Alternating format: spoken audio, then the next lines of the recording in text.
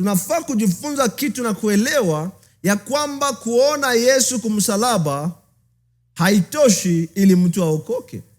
Parce kumbuka très bien, saa Yesu alikuwa anapigiliwa misumari, saa Yesu alikuwa anatemewa mate, beaucoup de gens, watu wa mingi waliviona vile, waliona wazi. Et d'ailleurs, kugoshi ya Yesu na kudroite yake ulikuwa babandi wawili. Bandi mmoja akakubali na kusema Mungu, paske mmoja alikuwa anatukana Yesu. Meme si ameona Yesu ngiza ametundikwa biko pamoja kumisalaba pale Golgotha. Anasema anatukana Yesu, we maisha yako yote ulikuwa unafanya miujiza. Ulifungua vipofu macho, ulifufua Lazaro. Kama kweli uko mwana wa Mungu, mbona unashindwa shitosha kwa ile msalaba? Imagine anapoze Yesu ile question.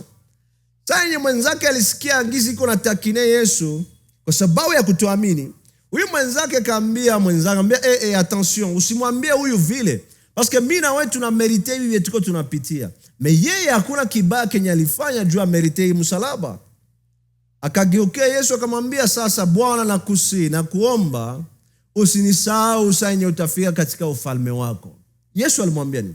Yesu akamwambia, hata hii usiku tutakuwa pamoja na wewe paradiso. Mais imagine kuko mtu ameona Yesu, anaona mateso ya Yesu yote, me haokoke. Na kulikuwa mamilioni ya watu pia pale chini wenye waliangalia mateso yote yenye Yesu amepitia ndani.